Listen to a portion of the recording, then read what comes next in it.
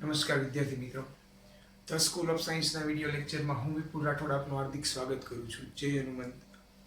હવે બેટા આપણે જે ચેપ્ટર સંબંધ અને વિધેય ભણીએ છીએ એની અંદર આપણે જીની અંદર પહોંચ્યા છીએ. તો જીની અંદર જે પહોંચી ગયા આપણે અને ત્યાં આપણે જ્યાં નવા નવા ટોપિકો ભણીએ છીએ જે પાઠ્યપુસ્તકની અંદર પણ આપેલા નથી. મતલબ કે જેની અંદર મોસ્ટ ટાઈમ હોય છે, વારંવાર જેની અંદર એમાંથી દાખલા પૂછાતા હોય છે. એવો જ ટોપિક છે આજે આપણી પાસે જે પાઠ્યપુસ્તકમાં નથી પણ પિરિયોડિક ફંક્શન એટલે આવર્તીય વિધેયો. જે પિરિયોડિક ફંક્શન છે બરાબર, એટલે કે આવર્તીય વિધેયો છે એના વિશે થોડી ઘણી માહિતી, કેવી થોડી ઘણી માહિતી 11મા ધોરણમાં આપણે આવી ગઈ છે બરાબર. થોડી ઘણી માહિતી 12મા ધોરણની અંદર આવે છે અને એની અંદર પાછી 12મામાં આવે પણ આપણું જે ચેપ્ટર ચાલુ છે એની અંદર એટલી બધી આવતી નથી. પણ તમે જો ચેપ્ટર સંકલનના ઉપયોગ સંકલન એમાં જો તો ક્યાંક ને ક્યાંક પિરિયોડિક ફંક્શન એટલે કે આવર્તીય વિધેયનો દાખલો પૂછાય છે. અને આ એવો ટોપિક છે કે જે કોઈ પરફેક્ટ કે પાઠ્યપુસ્તકમાં કોઈ બુકની અંદર કોઈ પરફેક્ટ ટોપિક અને એને સમજાવેલું આપેલું નથી કોઈ પણ જગ્યાએ બરાબર. અને એમાંથી જ દાખલો પૂછાય છે કારણ કે આને તમે વિચારો પિરિયોડિક ફંક્શન તો આની અંદર આપણે 12મા ધોરણના 2-3 ચેપ્ટર ઇન્ક્લુડિંગ થઈ જાય છે. 11મું ચેપ્ટર 11મું ધોરણ પણ થોડું ઘણું ઇન્ક્લુડિંગ થઈ જાય છે બરાબર. જેથી કરી અને આપણે પિરિયોડિક ફંક્શન વિશે થોડી ઘણી માહિતી હોવી જ જોઈએ. અને તમે ગુજકેટમાં તો શાયદ ના પૂછાઈ શકે પણ આપણે જીની અંદર અને એ ખાસ કરીને એડવાન્સમાં આ પૂછાય જ છે પિરિયોડિક ફંક્શન વાળું.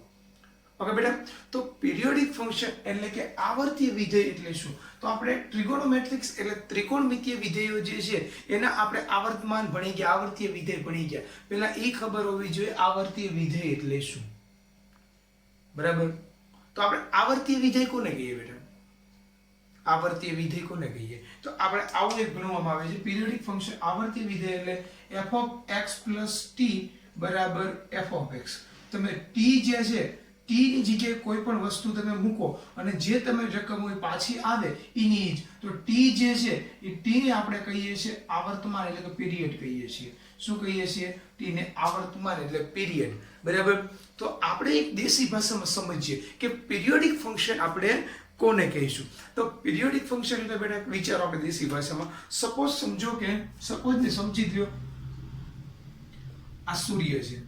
ઓકે, સૂર્યની આજુબાજુ આ સૂર્ય છે આજુબાજુ પરિભ્રમણ કરે છે આપણી પૃથ્વી. આ કોણ છે? તો પૃથ્વી છે. તો સૂર્યની આજુબાજુ જે પૃથ્વી પરિભ્રમણ કરે છે અને એ પાછી એની જગ્યાએ આવે છે તો એનો ટાઈમ કેટલો લાગે પૃથ્વીને સૂર્યની આજુબાજુ પરિભ્રમણ કરતા બરાબર. તો આપણે આવું વિચારીએ છીએ કે પૃથ્વી જે છે એ સૂર્યની આજુબાજુ પરિભ્રમણ કરે છે. એટલે અહીંથી પરિભ્રમણ કરવાનું સ્ટાર્ટ કર્યું, જાતે જાતે અહીંયા આવે આવી રીતે સ્ટાર્ટ કર્યું, ફરતા ફરતા ફરતા પાછી અહીં આવી જાય બરાબર. અને પાછું અહીંથી સ્ટાર્ટ કરે, પાછું એમાં જો આવેલું જ જાય, પાછું અહીં આવી જાય, પાછી સ્ટાર્ટ કરે હાલી જ જાય, આ રીતે આવે. તો આ જે બની આ જે કક્ષા બની, તમને જે આ કક્ષા દેખાય એ કક્ષા જે પૃથ્વી ફરી અને પાછી ત્યાં આવી એને શું કહેવાય?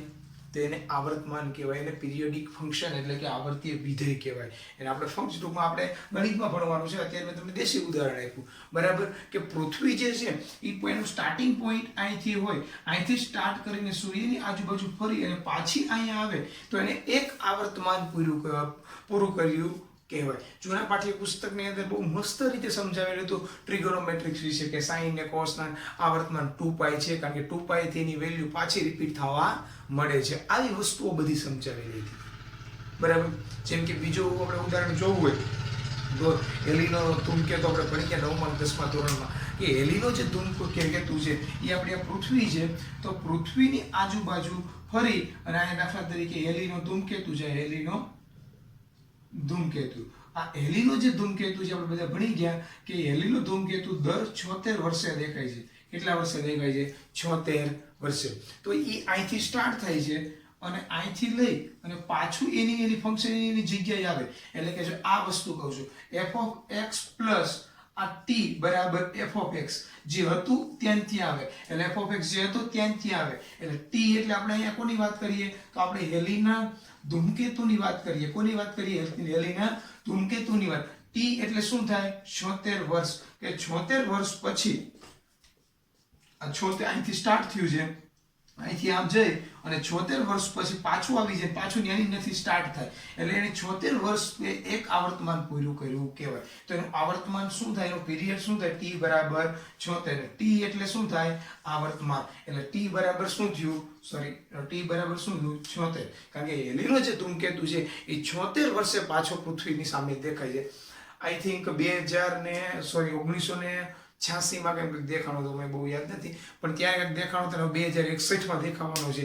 આવું સાયન્ટિસ્ટો કહે છે, બરાબર, કે 76 વર્ષે દેખાય છે. તો જે 76 વર્ષ થયું એ એનું એક આવર્તમાન થયું હેલીના ધૂમકેતુનું. એ જે આવર્તમાન થયું એ જ આપણું પિરિયોડિક ફંક્શન એટલે આવર્તીય વિધેય છે. અને જે ટી છે એટલે કેટલો સમય લાગ્યો, તો 76 વર્ષ થયું. જે એને આપણે કહીએ છીએ ટી, એટલે એ આપણું થયું આવર્તમાન. શું થયું બેટા, આવર્તમાન. આ હું તમને ઉપર છળી થોડી ઘણી માહિતી આપું છું, ઉપર છળી થોડી પણ ડીપમાં પણ આવર્તમાનની માહિતી આપું છું. આપણે ભણવાનું સ્ટાર્ટ કર્યું જ નથી, કારણ કે આપણે હેલીનો ધૂમકેતુ પૃથ્વીને આવું ભણવાનું નથી કે ગણિતમાં, બરાબર. આ તો તમને સમજાવવા માટે મેં દેશી ઉદાહરણ લીધું છે. ઓકે, તો હવે આપણે જોઈએ છીએ આ વસ્તુ આવર્તમાન. તો આવી વસ્તુ છે f(x + t = f(x), આ વસ્તુ જે છે એની અંદર t જે છે એ t તમે શું મૂકો તો જે તમારો f(x) હોય એનો જ પાછો આવે. તો આપણે બધાને ખબર છે કે આવર્તમાન એટલે શું થાય ખબર છે, કે એક ચક્ર પૂરું કરે એનું કામ, એટલે પાછી કિંમત જ્યાંથી ચક્ર પાછું ચાલુ થાય પહેલા જે કિંમતો હતી એની પાછી આવે. અહીંથી એક ચક્ર પૂરું થયું, પાછું ત્યાંથી ચાલુ થાય, જે પહેલા હતું એનું જ ચક્ર છે, જો છે એનું જ ચક્ર, બરાબર. એટલે જેનું આવર્તમાન નક્કી કરેલું હોય એ આવર્તમાન પછી પાછું એ ચાલુ થઈ જાય. જેમ કે આપણે અઠવાડિયાની વાત કરીએ તો આપણે મંગળવાર લઈએ તો આવું થાય છે. જો મંગળવાર લઈએ f(x + t = f(x), તો સમજો કે આપણે મંગળવારની વાત કરીએ, કેની વાત કરીએ, આજે મંગળવાર છે એવું કહીએ, મંગળવારની વાત કરીએ તો t શું આવે, તો t તમારો 7 આવે. શું કામ, તો જો f(x + t = t જગ્યાએ હું લઈ લઉં 7 બરાબર f(x). f(x) કોણ છે, મંગળવાર. તો મંગળવાર ક્યારે આવે, તો પાછા 7 દી જ્યારે મંગળવાર આવી જાય તો એનું આવર્તમાન શું થઈ ગયું, 7. શું થઈ ગયું, 7. એટલે એનું આવર્તમાન એટલે એક ચક્ર, મંગળવારથી મંગળવાર આવવા માટે એક ચક્ર પૂર્ણ કરવા માટે શું કરવું પડ્યું, તો એને એક ચક્ર પૂરું કરવા માટે 7 દિવસ પસાર કરવા પડ્યા. એ 7 દિવસ જે પસાર કરવા પડ્યા એ જેનું આવર્તમાન છે. આ વાત કેની હતી બેટા, તો આ વાત બધી હતી આપણે જે ઉપરછળી માહિતી, મતલબ કે થોડું ઘણી સમજીએ કે આવર્તમાં કોઈ પણ પોઈન્ટને ભણતા પહેલા સમજવું જરૂરી છે કે આ વસ્તુનો ઉપયોગ ક્યાં થાય છે.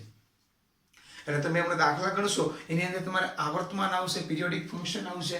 એ પિરિયોડિક ફંક્શન જે છે, બરાબર, એની અંદર જે બધી વસ્તુઓ આપણે ભણશું એનો ઉપયોગ શું થાય એ એના દર્શાવવા માટે, સમજવા માટે પહેલા મેં તમને સમજાવી દીધું કે એની અંદર જો આ સૂત્ર આવશે તો t શું છે, તો t એવું છે કે ઈ t તમે મૂકો, દાખલા તરીકે 7 મૂક્યા, 7 દિવસ પછી પાછી એની કિંમત, એની વસ્તુ પાછી આવતી હોય, એટલે t બરાબર આપણે 7 મૂક્યા, મંગળવાર લીધો f(x), તો 7 દિવસ પછી પાછો મંગળવાર આવે છે. અને f(x) બરાબર મેં હેલીનો ધૂમકેતુ લીધો. શું લીધો, હેલીનો ધૂમકેતુ લીધો, તો t બરાબર 76 લેવો પડે. શું લેવું પડે, t બરાબર 76. એટલે હેલીનો ધૂમકેતુ, તો t જે છે એના બરાબર 76 આવે, બરાબર, કે 76 વર્ષ એટલે એક ચક્ર એનું આવર્તમાન 76 છે. શું થાય, 76. 76 વર્ષ પછી હેલીનો ધૂમકેતુ પાછો દેખાય છે. આવા અસંખ્ય ઉદાહરણો તમે લઈ શકો છો, બરાબર. તો આવા તમે અસંખ્ય ઉદાહરણો લઈ શકો. શેના માટે તમે લઈ શકો, તો આવર્તમાન માટે, એટલે કે આવર્તીય વિધેયો માટે, ફંડામેન્ટલ માટે, ફંડામેન્ટલ નહીં પણ પ્રિન્સિપલ, અને આપણે પ્રિન્સિપલ ને પિરિયોડિક ફંક્શન આવર્તીય વિધેયો, પ્રિન્સિપલ એટલે કે ફંડામેન્ટલ આપણે જોવાનું બાકી છે, બરાબર. તો જે આવર્તમાન હોય ને બેટા, આ આવર્તમાન t, એ t આવર્તમાનની અંદર કેવું હોય, તો એનું મુખ્ય આવર્તમાન હોય, એટલે કે આપણે એને ફંડામેન્ટલ પિરિયડ પણ, ફંડામેન્ટલ ફંક્શન પણ કહેવાય. પછી એને કેવું હોય તો બીજી ભાષામાં આપણે કેવું હોય, પ્રિન્સિપલ પણ કહેવાય, બરાબર. પ્રિન્સિપલ ઓફ ફંક્શન પણ આપણે કહીએ, પ્રિન્સિપલ ઓફ પીરિયડ પણ કહીએ, અને ફંડામેન્ટલ ઓફ પીરિયડ પણ આપણે કહી શકીએ. એટલે કે દેશ ગુજરાતીમાં મુખ્ય આવર્તમાન. તો કોઈ પણ વસ્તુ હોય ને એનો આવર્તમાન છે ને બેટા, એ જે નાનો હોય ને, નાનો એ એનો આવર્તમાન હોય. દાખલા તરીકે તમે આ હેલીનો ધૂમકેતુ છે એ 76 વર્ષે દેખાય, 76 પછી ડબલ કરો એટલે કેટલા થાય? 152 આઈ થિંક થાય. 6 દુ 12 વધી પડે, 7 દુ 14 ને 15 152. તો હેલીનો ધૂમકેતુ જે છે એનું આવર્તમાન 76 થાય. તમે એક વાર આટો મારે ને બીજી વાર આટો મારે તો એને 152 પણ એનું થાય. હજી આની અંદર 76 ઉમેરી દો એટલે કે 8 7 ને 2 9 ને 12 વધી પડી 1 અને 2 એટલે 229. ત્રીજો આટો મારે તો પણ ધૂમકેતુ એટલે 76 વર્ષે દેખાય, 152 વર્ષે દેખાય, 229 વર્ષે પણ દેખાય. કોણ? હેલીનો ધૂમકેતુ. તો એ બધા એના આવર્તમાન જ ગણાય, પણ એનો બધા એના આવર્તમાન ગણાય. કેમ કે હેલીના ધૂમકેતુનું આવર્તમાન કેટલું? તો 152. તો એ સાચું ગણાય કે 76 પાછો એક ચક્ર 76 પાછો એક ચક્ર મારે એટલે 2 ચક્ર મારે એટલે 152, 3 ચક્ર મારે તો 229. એ સાચું જ ગણાય. પણ આપણે એનું આવર્તમાન જોઈએ એ સાચું જ ગણાય, પણ આપણે ભણવાનું હોય છે એનું મુખ્ય આવર્તમાન. શું ભણવાનું હોય છે બેટા? મુખ્ય આવર્તમાન. તો મુખ્ય આવર્તમાન કોને કહેવાય? તો નાનામાં નાનું લિસ્ટ પોઈન્ટ કહેવાય. નાનામાં નાનું જે હોય પેલું ચક્ર એ એનું મુખ્ય આવર્તમાન કહેવાય. એટલે કે ફંડામેન્ટલ, શું કહેવાય એને? Fundamental period, principles off period. બરાબર? નાનામાં નાનું. એ જ રીતે હું અઠવાડિયાની વાત કરું તો 7 દિવસે મંગળવાર આવે, 14 દિવસે મંગળવાર આવે, 21મા દિવસે મંગળવાર આવે, 28મા દિવસે મંગળવાર આવે, 34મા દિવસે મંગળવાર આવે, 35મા દિવસે. બરાબર? આમ તમે 7 છે તો 7 દિવસ પછી તમે જો તો 7 દિવસ રહ્યા જાય. દાખલા તરીકે 1લી તારીખે મંગળવાર હોય તો એની અંદર ઉમેરી દો 8મી તારીખે પણ મંગળવાર આવે. એ જે તેની અંદર ઉમેરતા જ મંગળવાર આવી જાય એટલે 7 દિવસ પછી મંગળવાર આવે, 14 દિવસ પછી પણ આવે, 21 દિવસ પછી પણ આવે, 28 દિવસ પછી પણ આવે. આ બધા મંગળવારના આવર્તમાન જ કહેવાય કે પાછો મંગળવાર ક્યારે આવે એના બધાના આવર્તમાન જ કહેવાય. મંગળવાર ક્યારે આવે, બરાબર? પણ એનો મુખ્ય આવર્તમાન એટલે કે ફંડામેન્ટલ પીરિયડ એટલે કે પ્રિન્સિપલ ઓફ પીરિયડ તમારે જોતું હોય તો એનું નાનામાં નાનું જે આવર્તમાન હોય એનું મુખ્ય આવર્તમાન ગણાય. તો નાનામાં નાનું કોણ ગણાય? 7. કે પહેલી જ વાર જે અઠવાડિયું પૂરું થાય 7 દિવસ જાય એટલે મંગળવાર આવી જાય. તો આપણે આને શું કહીએ છીએ? ફંડામેન્ટલ ઓફ પીરિયડ અથવા પ્રિન્સિપલ ઓફ પીરિયડ એટલે કે મુખ્ય આવર્તમાન કહીએ છીએ. શું કહીએ છીએ? મુખ્ય આવર્તમાન. બરાબર? આ વાત હતી બેટા આવર્તમાનની, આપણે જે કહીએ ને બેઝિક વસ્તુઓની, આવર્તમાન અને આવર્તીય વિધેયો માટેની, કે ફંડામેન્ટલ મુખ્ય આવર્તમાનને કોને કહેવાય એની હતી. બરાબર? તો બધાને વ્યવસ્થિત રીતે સમજાઈ ગયું હશે એવી હું આશા રાખું છું. ઓકે બેટા? એવું લાગે તો વિડીયોને પોઝ કરી વ્યવસ્થિત રીતે નોટબુકની અંદર ઉતારી લેજો, કારણ કે ક્યાંય આ પોઈન્ટ છે નહીં. ઓકે? આપણે હમણાં જે ગણિતમાં ભણવાનું છે પીરિયોડિક ફંક્શન એટલે કે ટ્રિગોનોમેટ્રિક્સની અંદર એ આપણે હમણાં જોઈએ છે ડીપની અંદર. બરાબર? પણ પહેલા એની માહિતી હતી કે કોને આવર્તમાન કહેવાય એ બધી. તો તમે એ બુકની અંદર વ્યવસ્થિત રીતે ઉતારી લ્યો, વિડીયોને પોઝ કરી વ્યવસ્થિત રીતે બુકની અંદર ઉતારી લેજો. બરાબર બેટા?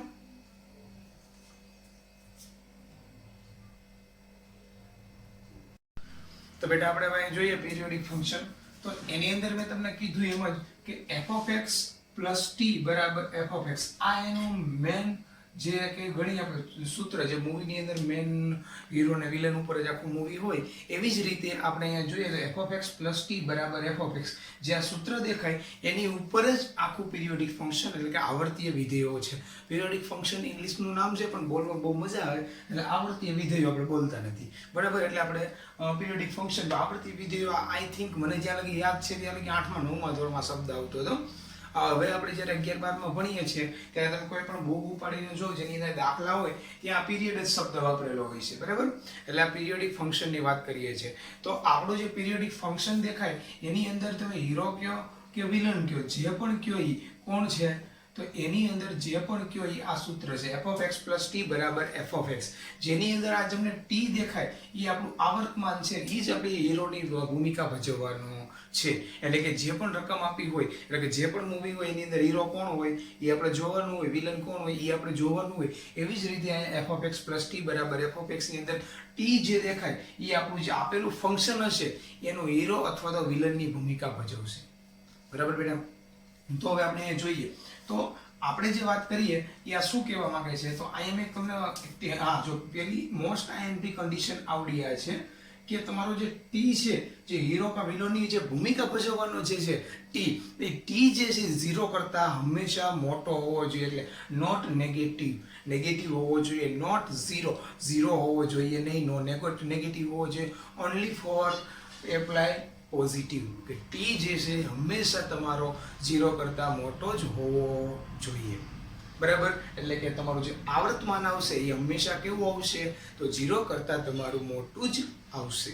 ઓકે, તો આપણે એક ફંક્શન દોરી તમને સમજાવું. સપોઝ સમજો કે આવો આલેખ છે, કોઈ પણ ફંક્શન છે એનો આલેખ આવો છે, એવું મેં આવું દોર્યું છે. બરાબર, તો એનો જે ટી જે છે એ આવું, કે હું તમને સમજાવું કે શું કહેવા માંગે છે. તો આ ટી જે છે સમજો કે અહીંથી લઈ આટલું એનું આવર્તમાન છે ટી, પાછું અહીંયા પતી જાય છે, અહીંથી પાછો એનો જ આલેખ ચાલુ થાય, એટલે અહીંથી લઈ અને અહીંયા જાય એટલે પાછો એનો આવર્તમાન કેટલો થઈ જાય ટી, અહીંથી પાછું પૂરું થઈ જાય, અહીંયા જાય એટલે પાછો એનો આવર્તમાન કેટલો થાય ટી. એમ એનું આવર્તમાન રિપીટ થાય જ રાખે, એમ એનો આવર્તમાન જે છે એ રિપીટ થયા જ રાખે.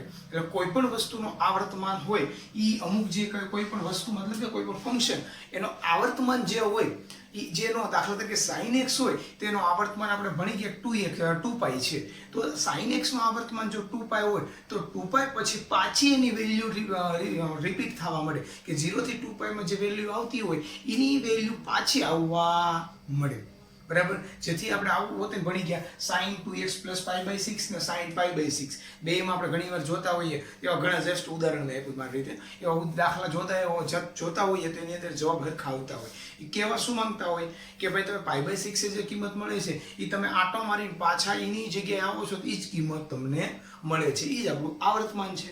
બરાબર, તો અહીંયા જોઉં તો સપોઝ સમજો કે અહીંયા તમારું મૂલ્ય, અહીંયા તમારું મૂલ્ય p છે, તો અહીંયા તમે પાછા અહીંયા મૂલ્ય પાછું રિપીટ થાય, મૂલ્ય p અહીંયા તો એનું મૂલ્ય પાછું અહીંયા p આવે, આગળ જાવ તો એનું મૂલ્ય પાછું p આવે, એટલે અહીંયા એકવાર p એનું મૂલ્ય આવી ગયું હોય તો એની મૂલ્ય જે આવી ગયું છે આગળ t માં જાવ તો પાછું એનું મૂલ્ય t ત્યાં આવ્યા રાખે.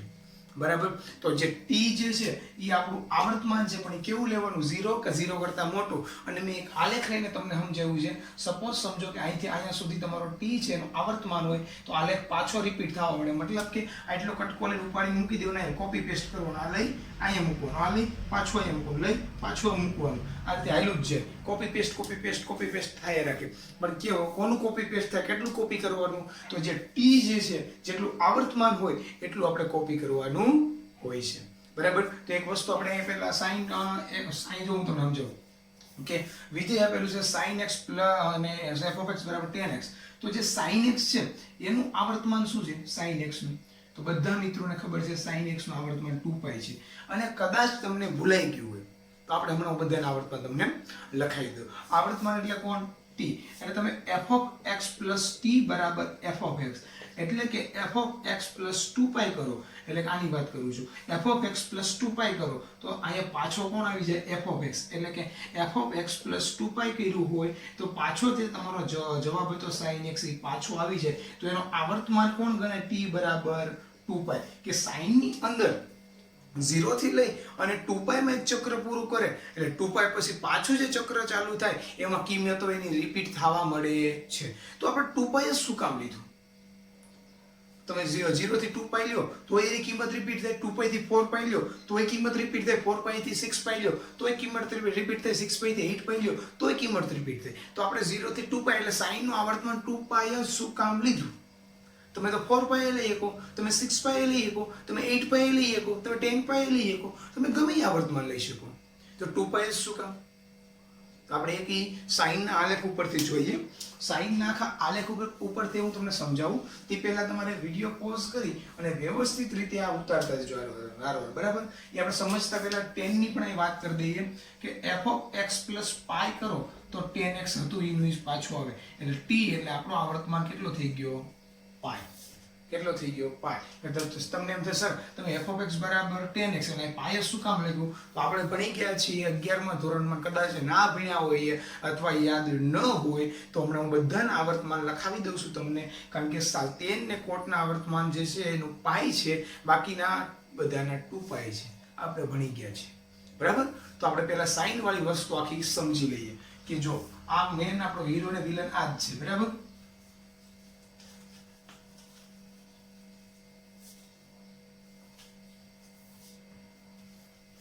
તો આપણે વાત કરીએ છીએ f(x = sin x), એટલે આવો આલેખ થશે બેટા.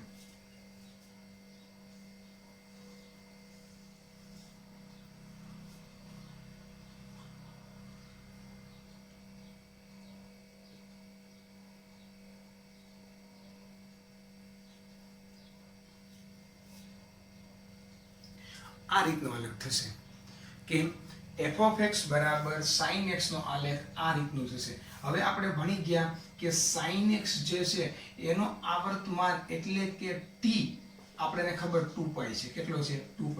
તો 2π એ શું કામ કે એક ચક્ર પૂરો કરે એમાં એની બધી કિંમતો આવી જાય છે. 2π પછી પાછી એની કિંમતો રિપીટ થવા મળે છે એટલે એનો આવર્તમાન 2π લે. તો અહીંથી સ્ટાર્ટ થાય છે ને અહીંયા એક ચક્ર પૂર્ણ કરે છે. અને તમારે એકમ વર્તુળમાં લખવું હોય તો અહીંથી સ્ટાર્ટ થાય છે, અહીંયા એક ચક્ર પૂરું કરે 0 થી લઈ અને પાછું 2π આવે, 2π થી બીજું ચક્ર ચાલુ કરે એટલે અહીં 4π આવે. એવી જ રીતે જો 0 થી સ્ટાર્ટ કર્યું એટલે તમને જે આ દેખાય ત્યાં બધે 0 થી 2π સુધી એક એનું આવર્તમાન, આપણે આવો શબ્દ વાપરતા, એક એનું આવર્તમાન પૂરું થાય છે. એટલે 0 થી 2π માં એક એનું ચક્ર પૂરું થાય છે. એની અંદર એની બધી કિંમતો આવી જાય છે sin x ની. પણ 2π થી સ્ટાર્ટ થાય એટલે જો આ કિંમત હોય એ કિંમત પાછી આવવા મળે, જો અહીંયા હોય પાછી આવવા મળે, અહીંયા હોય પાછી આવવા મળે, અહીંયા હોય પાછી આવવા મળે. જો તો ક્યાં સુધી? 4π. તો એનું આવર્તમાન કોણ થાય? એક 0 થી લઈ અને 2π આ એનું આવર્તમાન થાય. તો આ 0 થી લઈ અને 2π માં જે કિંમતો આવતી હોય એની જ કિંમતો તમારી 2π થી લઈ અને 4π માં જાઓ તો પણ આવે, ને 4π થી લઈ અને 6π માં જાઓ તો પણ આવે. કિંમત તો આવે જ નહીં. 0 થી 2π માં જે કિંમત આવતી હોય એ જ કિંમત તમે 4π થી 6π માં જાઓ તો પણ આવે, 6π થી 8π માં જાઓ તો પણ આવે. એ કિંમત તો આવી જ, બરાબર. 0 થી જે 2π માં આવતી હોય તો આપણે એની અંદર એનો જે છે આવર્તમાની 2π શું કામ લીધું, 4π શું કામ નહીં, 6π શું કામ નહીં? તો આપણે આવું ભણી ગયા હતા કે આપણે જે t જે છે એ આપણે આવર્તમાન લઈએ છીએ sin x કે xy જે કોઈ પણ ફંક્શનનો, તો એનો આવર્તમાન હંમેશા બને ત્યાં સુધી જો એનું fundamental period, principal off period એટલે કે મુખ્ય આવર્તમાન હોય એ જ ગણવામાં આવે છે. મતલબ કે કોઈ તમને પૂછે, કોઈ આવીને એમ કે sin x એનો આવર્તમાન 4π છે, તમને ના ન પડી જવાબ સાચો ગણાય કે sin x જે છે એનો આવર્તમાન 4π ગણાય, 6π ગણાય, 8π ગણાય, 2π ગણાય, 10π ગણાય, બધા એના આવર્તમાન ગણાય. પણ ફંડામેન્ટલ પીરિયોડિક એટલે કે પ્રિન્સિપલ પીરિયોડિક એટલે કે મુખ્ય આવર્તમાન, જે આ કોને કહેવાય? ફંડામેન્ટલ પીરિયડ એટલે કે પ્રિન્સિપલ પીરિયડ એટલે કે મુખ્ય આવર્તમાન. આ વસ્તુ કોને કહેવાય? તો આ વસ્તુ તમારું લીસ્ટ પોઈન્ટ પીરિયડ, કે તમારું નાનામાં નાનું જે પીરિયડ હોય એટલે કે નાનામાં નાનું જે આવર્તમાન હોય એ તમારું મુખ્ય આવર્તમાન ગણાય. એટલે કે પ્રિન્સિપલ ઓફ પીરિયડ એટલે કે ફંડામેન્ટલ ઓફ પીરિયડ ગણાય. કોણ? નાનામાં નાનું, જે લખ્યું લિસ્ટ પોઈન્ટ ઓફ પીરિયડ, બરાબર. નાનામાં નાનું તો sin x જે છે એના આવર્તમાન બધાય ગણાય. 2π ગણાય, 4π, 6π, 8π, 10π બધા એના આવર્તમાન ગણાય. પીરિયોડિક ફંક્શન બધા ગણાય. પણ લેવાનું કોણ? લેવાનું કયું? તો એનું નાનામાં નાનું કોણ છે? 2π. તો નાનામાં નાનું જે આપણે લઈએ એને fundamental off period, principal off period, મુખ્ય આવર્તમાન, એ આપણો બને છે t. એટલે sin x કે તો તમે આમ લખો f of x plus 4π બરાબર sin x.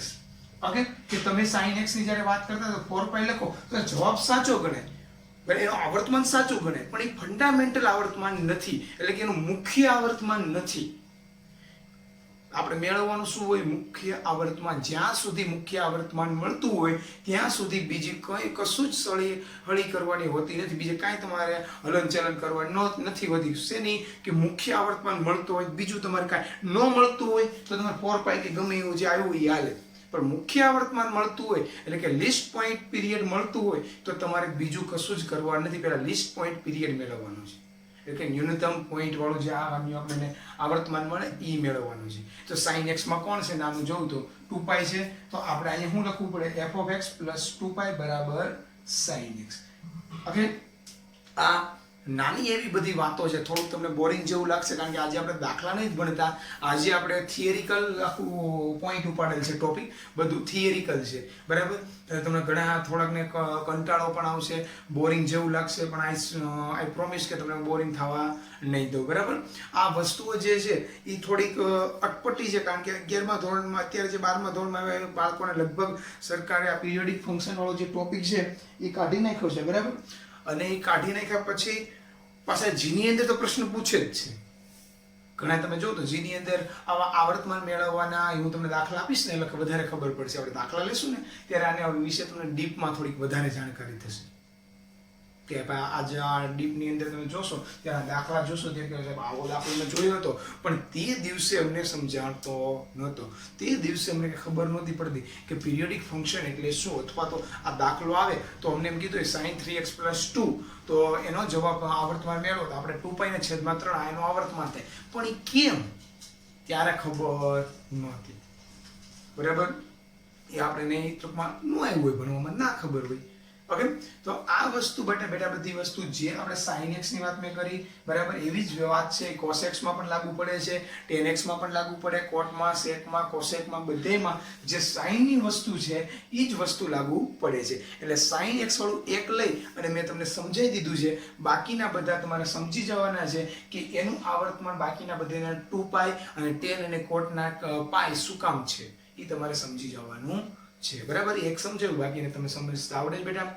વ્યવસ્થિત રીતે બુકમાં તમે નોટ ડાઉન કરી લ્યો અને બધા બુકની અંદર બનાવતા જાઓ સાથોસાથ, કારણ કે આનો ઉપયોગ તમારે આગળ જતા વધારે પડતો આવશે અને વારંવાર આવ્યા જ રાખશે આનો ઉપયોગ. બરાબર, તો વ્યવસ્થિત રીતે નોટબુકની અંદર તમે ઉતારી લો બેટા. અને આપણો વિલન કે હીરો મૂવીનો જે પણ કયો એ આ વસ્તુ છે, આને ભૂલતા નહીં. ઓકે, તો વ્યવસ્થિત રીતે તમે વિડીયોને પોઝ ડાઉન કરી અને નોટબુકની અંદર ઉતારી લો બેટા. તો બેટા મેં અહીંયા જે આપણા ટ્રિગોનોમેટ્રિક્સના બધા ફંક્શન છે, મતલબ કે વિધેયો જે છે બધા વિધેયોના મેં આવર્તમાન તમને લખીને બતાવું છું. બરાબર, કે sin, cos, sec, cosec, tan, cot બરાબર આ બધાના આવર્તમાન આપણે કંઠસ્થ હોવા જોઈએ. બરાબર, એનું આવર્તમાન 2π થાય છે. શું કામ થાય છે? પાઈ થાય છે. શું કામ થાય છે? આની પહેલા sin x બરાબર એનું આવર્તમાન મુખ્ય આવર્તમાન એના 2π છે. આપણે જે લખીએ એ બધા મુખ્ય આવર્તમાન જ છે, એટલે કે ફંડામેન્ટલ પીરિયડ જ છે. બરાબર, અને કોઈ પણ વિધેયના જ્યાં સુધી ફંડામેન્ટલ પીરિયડ મળતા હોય ત્યાં સુધી તે જ લખવાના હોય. આપણે કોઈ વિધેયનો આવર્તમાન પાઈ મળતો હોય પણ એનો ફંડામેન્ટલ પીરિયડ તમે ચેક કરો, આપણે દાખલા જોશું તો π/2 મળતો હોય તો એનો આવર્તમાન પછી π/2 જ ગણાય. પાઈ ગણાય જ પણ π/2 છે એનો ફંડામેન્ટલ પીરિયડ ગણાય, એટલે કે મુખ્ય આવર્તમાન ગણાય. ને આપણે લખવાનું મોસ્ટ ઓફલી મુખ્ય આવર્તમાન હોય છે. બરાબર બેટા, તો હવે આપણે અહીંયા જોઈએ તો આવું કદાચ તમે ભણી ગયા છો, મને જૂની બુકમાં આવતું હતું. બરાબર, કે કદાચ તમે અહીંથી જોયું હોય, જેની અંદર ભણી ગયા 11મા ધોરણમાં તો ઠીક છે. બાકી અહીંયા જોઈએ કે f of x બરાબર sin x છે, જેનો આવર્તમાન એટલે કે t આપણે કહીએ તો f of x બરાબર sin x નો આવર્તમાન શું છે? 2π છે. તો એનો વ્યસ્ત થાય cosec x, એનો પણ આવર્તમાન કેટલો થાય? 2π. જે cos x છે એનો આવર્તમાન કેટલો છે? 2π. તો f of x બરાબર sec x એટલે કે વ્યસ્ત છે એનો આવર્તમાન કેટલો છે? 2π. f of x બરાબર tan x એનો આવર્તમાન છે π. તો એનો વ્યસ્ત છે જે f of x બરાબર cot x એનો આવર્તમાન છે π. આ બધા મેં જે 6 આપણે એના જે ફંક્શન છે, વિધેય જે છે ટ્રિગોનોમેટ્રિક્સના, એ 6 મેં લખી, એ બધાના આવર્તમાન તમને સમજાવ્યા, મતલબ કે લખી દીધા. એકનું મેં તમને સમજાવ્યું તો બાકી તમે સમજી શકો. બધા આ બધાના આવર્તમાન તમને કંઠસ્થ હોવા જોઈએ. શું હોવા જોઈએ? કંઠસ્થ. બરાબર, તો હવે અહીંયા જે લખ્યું ફ્રેક્શનલ ઓફ ધ ફંક્શન છે. ફ્રેક્શનલ ફંક્શન એટલે કે આંશિક અપૂર્ણાંકવાળો ફંક્શન 0.4 છે, 0.3 છે, એમ સમથિંગ. એનું આવર્તમાન શું થાય? તો એનો આવર્તમાન થાય છે 1. કેટલો આવર્તમાન થાય? 1. હવે મને જ્યાં લગી યાદ છે ત્યાં લગી, અત્યારે તમને કોઈને પ્રોબ્લેમ હોય કે નહીં મને નથી ખબર, પણ મને જ્યાં લગી યાદ છે ત્યાં લગી છોકરાઓને, મોટા ભાગે વિદ્યાર્થીઓને આ સમજવામાં કે આનો 1 કેમ આવે આવર્તમાન, એ સમજવામાં મોસ્ટ ઓફલી બધાને દ્વિધા પ્રોબ્લેમ અથવા તો ખબર ન પડી હોય, અથવા તો યાદ જ ન હોય, અથવા તો એવું બને કે આવું અમે જોયું જ નથી. આવા બધા પ્રશ્નો બનતા હોય છે. બરાબર, તો અત્યારે ફ્રેક્શનલ ફંક્શન જે છે બરાબર અપૂર્ણાંકવાળો, એની અંદર આવર્તમાન 1 થાય છે. જો કોઈને પણ દ્વિધા હોય, સાંભળજો, જો કોઈને પણ દ્વિધા હોય, કોઈને પણ ન આવડતું હોય કે ફ્રેક્શનલ ફંક્શન છે એનું આવર્તમાન 1 થાય છે કઈ રીતે, તો જો ન આવડતો હોય તો બરાબર તો તમે મને જરાક જાણ કરજો કે સાહેબ અમને આ ફ્રેક્શનલ જે ફંક્શન છે એમાં 1 આવર્તમાન કેમ આવી ખબર નથી. તો આપણે એના માટે એવું લાગે તો વિડીયો બનાવી નાખશું, બરાબર, અને વિડીયો ઉપરથી આપણે સમજાવી દઈશું, અથવા તો તમને પર્સનલી કોલમાં કે વોટ્સઅપમાં કે ગમે ત્યાં વાત કરી અને સમજાવી દઈશું કે ફ્રેક્શનલ જે ફંક્શન જે છે ફ્રેક્શનલ ફંક્શન એનું આવર્તમાન બંધ, એનું ઇંગ્લિશ બોલવાનું થાય પણ ફ્રેક્શનલ ફંક્શન એટલે કે અપૂર્ણ ગોળો એનો આવર્તમાન કેટલો છે 1 છે, બરાબર. કોઈને પણ પ્રશ્ન હોય તો પાછી મને જાણ કરજો, જેથી કરીને આપણે એની જે પ્રશ્ન આવે એનું સોલ્યુશન આપણે લાવી શકીએ. ઓકે, તો આ મને યાદ, આપણે આવું યાદ હતું તમે ભણ્યા ત્યારે ફંક્શનલ ફંક્શન બરાબર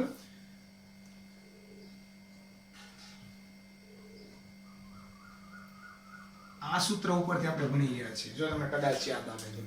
ઓકે, કાંઈ વાંધો નહીં, ન યાદ આવે તો પાછી તમે મને વહેલા જાણ કરજો. વિડીયોને પોઝ ડાઉન કરી નોટબુકની અંદર તમે આ ઉતારી લો વ્યવસ્થિત રીતે, બરાબર બેટા. તો બેટા આપણે જે પિરિયોડિક ફંક્શન છે એની ઉપર જેના વિધેયો હોય પિરિયોડિક ફંક્શન એની ઉપરથી આપણે એની તારવણી કાઢેલી છે, એટલે વિધેયોની તારવણી આપણે પિરિયોડિક ફંક્શનની કાઢેલી છે. કેવી છે પિરિયોડિક ફંક્શનની તારવણી? તો જો બેટા જોજો, આ નોટબુકની અંદર આજે આપણો લેક્ચર આખો થિયરિકલ આવેલો છે, કાલે પણ મોસ્ટ ઓફલી થિયરિકલ ચાલશે, બરાબર. તો જે આજે અને કાલે જે થિયરિકલ આવે છે એ પોઈન્ટ તમારી બુકમાં કે કોઈ બી જગ્યાએ નથી, તો વ્યવસ્થિત રીતે બુકની અંદર તમે લખી લેજો, કારણ કે વારંવાર તમારે જ્યારે દાખલા આવશે તમને જ્યારે થિયરી ભૂલાઈ ગઈ હશે ત્યારે તમને પાછું એ બુક તમે ખોલશો તમે જોઈ શકો આપણે આવું ભણી ગયા. ઓકે, તો હવે આપણે જોઈએ તો જો sin raise to nx cos raise to nx sec raise to nx cos x raise to nx, એટલે કે sin cos sec cos x, tan ને cot ની વાત નથી, sin cos sec cos x એની કોઈ ઘાત આપેલી હોય, શું આપેલી હોય? ઘાત. n એટલે શું છે અહીંયા? ઘાત. એટલે કે આ રીતે જો ઉદાહરણ તરીકે હું તમને આપું છું, તમને આવું આપ્યું હોય sin નો વર્ગ x અને sin નો ઘન x, આપણે બે લઈ લીધા. જો n ની ઘાત આપેલી હોય એટલે sin cos sec cos x ની કોઈ પણ ઘાત આપેલી હોય, જો ઈ ઘાત n એટલે કોણ? ઘાત. જો ઈ ઘાત યુગ્મ હોય, કેવી હોય? યુગ્મ. એટલે કે sin સ્ક્વેર x છે, cos સ્ક્વેર x છે, sec સ્ક્વેર x છે, બરાબર. એની ઘાત જો યુગ્મ હોય તો એનું આવર્તમાન પાઈ હોય. કેટલું હોય? પાઈ. હજી એક વાર, sin cos sec cos x એની ઘાત જો યુગ્મ હોય એટલે કે ઇવન હોય તો એનું આવર્તમાન પાઈ છે. તો sin સ્ક્વેર x લ્યો, cos સ્ક્વેર x લ્યો, એનું આવર્તમાન કેટલું થાય? પાઈ થાય.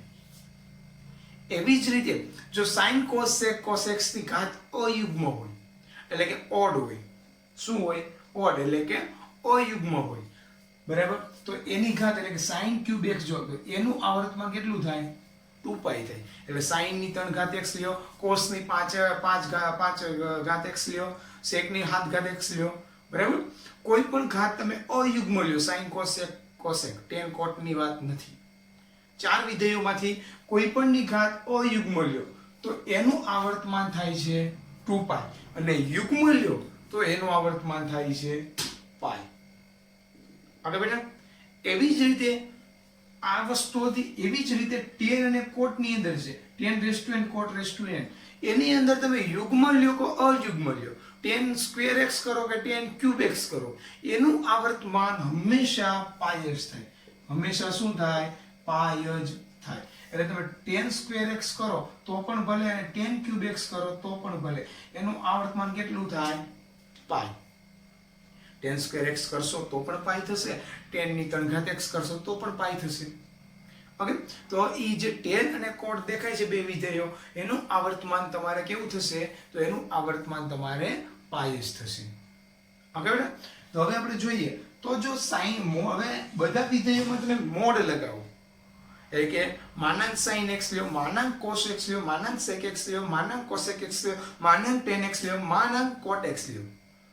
કોઈ પણ 6 વિધેયોમાંથી તમે માન લ્યો, કોઈ પણ માનાંક લ્યો, મોડ્યુલસ લ્યો, બરાબર, તો એનું આવર્તમાન હંમેશા પાઈ જ થઈ જાય. શું થઈ જાય? હંમેશા પાઈ. શું કામ? કે આપણને ખબર છે, દાખલા તરીકે sin f of x બરાબર sin x ની વાત કરું તો એનું આવું થઈ જાય, 0 થી લઈ અને પાઈ પાછો આ રીતે રિપીટ થવા મળે. જો આ રીતે નીચે જાય નહીં, એટલે માનાંક તમે લો તો એનો આવર્તમાન આવો થાય 0 થી પાઈ, 0 થી પાઈ, આ રીતે કટકા કટકા ઉપર જ રહે, નીચેનું ઉપર વ્યૂ જાય, ઉપર જ રહે, બરાબર. તો કોઈ પણ 6 વિધેયનું તમે મોડ્યુલસ લ્યો એટલે કે માનાંક લ્યો તો એનું આવર્તમાન શું થાય? તો એનું આવર્તમાન થાય છે પાઈ. શું થાય છે? પાઈ. બરાબર. તે પછી જો મેં નીચે શું લખ્યું? એલ્જેબ્રિક. આપણે યાદ કરો લિયાટ વાળું તમારે જ નહીં આવ્યું બરાબર, જૂના ભાગવાળા નથી લિયાટ વાળું. તો જો એલ્જેબ્રિક ફંક્શન એટલે કે એલ્જેબ્રિક ફંક્શન એટલે શું? તો આવા વિધેયો હોય, x હોય, x² હોય, x+11 હોય, જો આ લખાવે x છે, x² છે, x ની 3 ઘાત હોય, x ની 4 ઘાત હોય, x+11 હોય, આવા એલ્જેબ્રિક ફંક્શન હોય. કેવા? Algebraic function. તો આવા એલ્જેબ્રિક ફંક્શનને આવર્તમાન હોતું નથી, આવર્તમાન ન હોય. આવર્તમાન ન હોય તો એને આપણે અપિરિયોડિક કહીએ છીએ. શું કહીએ છીએ? અપિરિયોડિક ફંક્શન. તો એલ્જેબ્રિક ફંક્શન જે હશે એનું આવર્તમાન કે તો એનું આવર્તમાન આપણી પાસે મળે નહીં. અમુકના મળશે પણ આના ને એલ્જેબ્રિકના નહીં. ફ્રેક્શન જે છે, ફ્રેક્શનલ પાર્ટ ઓફ ફંક્શન, એના આપણે એક્સ લેશું એમાં મળશે, આમાં નહીં મળે. તો જે એલ્જેબ્રિક ફંક્શન હોય x, x², 11+x, એના આવર્તમાન મળે નહીં. એટલે કેવા થઈ ગયા? અપિરિયોડિક ફંક્શન થઈ ગયા. એના આવર્તમાન હોતા નથી. બરાબર. તો આપણે અહીંયા શું યાદ રાખ્યું? તો આપણે કેવી વિધેયોમાંથી તારવણી કરી? તો આપણે વિધેયોમાંથી આવી તારવણી કરેલી છે કે ભઈલું કે sin cos sec cos x ની n ઘાત હોય, n યુગ્મ હોય તો એનું આવર્તમાન પાઈ થાય, અને n અયુગ્મ હોય તો એનું આવર્તમાન 2 પાઈ થાય. અને tan cot ની અંદર n યુગ્મ હોય કે અયુગ્મ હોય એનું આવર્તમાન પાઈ જ થાય. અને છ વિધેયોનું મોડ્યુલસ લઈ લો એટલે માનાંક લઈ લો તો એનો આવર્તમાન પાઈ થાય. ને એલ્જેબ્રિક ફંક્શન હોય x, x² x³ x ની 4 ઘાત 11+x 11 x+12 એવા જે એલ્જેબ્રિક ફંક્શન હોય એ કેવા હોય? એનું આવર્તમાન કેવું હોય? તો એનું આવર્તમાન મળે નહીં. એનું આવર્તમાન ન મળે એટલે અપિરિયોડિક ફંક્શન થઈ ગયા. બરાબર બેટા? તો આવી તારવણી અઢળક છે આપણી પાસે. તો નેક્સ્ટ લેક્ચરમાં કાલે આપણે એ અઢળક તારવણીઓ જે છે આવી રીતની આપણે એ બધી તારવણીઓ આપણે જોશું. બરાબર. આજે થોડુંક થિયરિકલ છે, તમને થોડુંક બોરિંગ પણ પાછું લાગવા મળશે કે સાહેબ એક ઓરમનો બબલ્યો કલાક દોઢ કલાક હું થિયરિકલ ભણાવી દીધું, યાદ રહેતું નથી, આવું બધું તમને થવા મળશે. બરાબર. જોકે મને વિશ્વાસ છે આવું નાશ થાય. બરાબર. પણ તો કદાચ કોઈક બાળકને આવું થવા મળે એની કરતાં આપણે અહીંયા સુધી વ્યવસ્થિત રીતે ભણીએ, વ્યવસ્થિત રીતે તમે બુકની અંદર નોટ ડાઉન કરી લેજો. બરાબર. અને વ્યવસ્થિત રીતે તૈયારી કરી નાખજો, કારણ કે જીમેન અને એડવાન્સમાં દાખલાના હોય જ છે પીરિયડિક ફંક્શનના. આગળ બેટા. તો હવે બીજું તો શું કાંઈ છે નહીં, કોરોનામાં સ્ટે હોમ. હવે બીજું કાંઈ ન કહેતા વિદાય લઈએ. જય હનુમાન. ફરી કાલે મળશું. થેન્ક યુ વેરી મચ બેટા.